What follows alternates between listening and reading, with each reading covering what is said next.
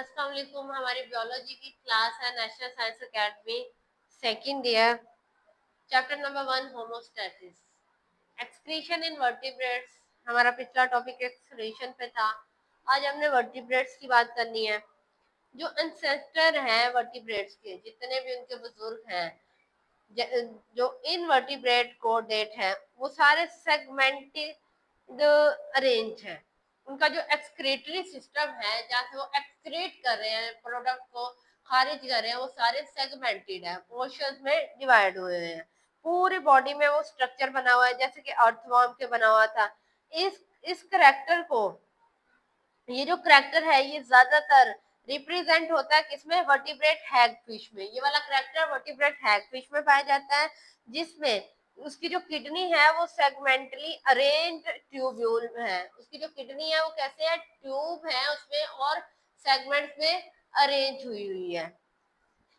इसके अलावा उन्होंने कहा contrasting development produce in evolution. जैसे जैसे चेंजेस आई सारे वर्टिब्रेट्स में, उनमें भी ये चेंजिंग अपेयर होती गई। उनकी किडनी में भी यही अपेयरेंस आती गई। ऐसे सेगमेंटेड ट्यूबुलर स्ट्रक्चर बनता गया।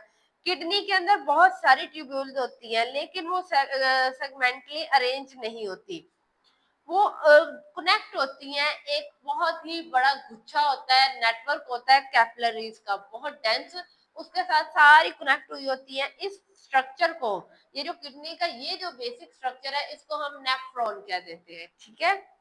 अब ह्यूमन की बात करें तो ह्यूमन के अंदर जो नॉर्मल मैकेनिज्म है, उसमें जो केमिकल बेसिस ऑफ लाइफ है और जो इसकी सस्टेनेबिलिटी है, वो मेटाबॉलिक पाथवे पे डिपेंड की हुई है। उसके अंदर सारा प्रोसेस एंजाइम के थ्रू होता है और मेटाबॉलिज्म में होता है। ठीक है। तो इसको मेटाबॉलिक पाथवे कहते हैं।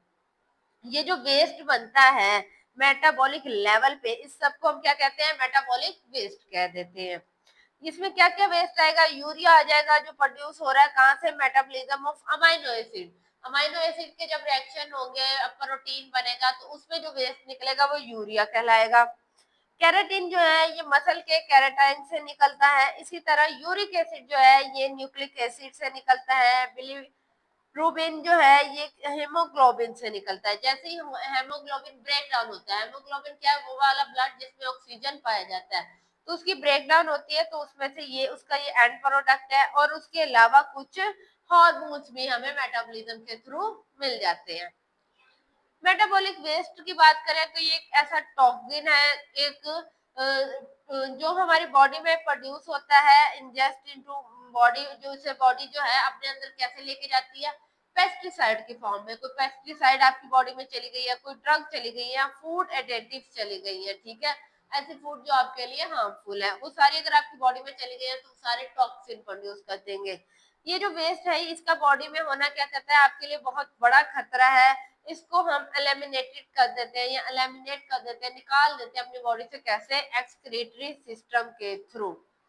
इससे नेक्स्ट टॉपिक है एक्सक्रीटरी ऑर्गन। उसमें हमारा लीवर, हमारा यूरिनरी सिस्टम पाया जाता है, जो हम कल वाले लेक्चर में डिस्कस करेंगे। आज के लिए हमने एक्सक्रीशन इन वर्टिब्रेट्स किया है और उसमें सबसे पहला ह्यूमन किया है। ह्यूमन का सारा सिस्टम बताया। उसके अंदर जो वेस्ट को रिमूव करने के लिए जो प्रोसेस होता है उसे हम किडनी कहते हैं। किडनी कैसे मेटाबॉलिक वेस्ट होता है हमारी बॉडी से, वो सारा निकलता है। हर चीज एक अलग मेटाबॉलिक वेस्ट बनाती है। ये हमारी बॉडी के लिए टॉक्सिन है। हमें मिलता कहाँ से है? पैरासाइट और ड्रग से मिलता है। और ये हमारी बॉडी में अगर रहे तो बॉडी को डैमेज कर सकता है। आज के लिए हमारा इतना काफी है, फिर मिलते हैं। अल्लाह हाफिज।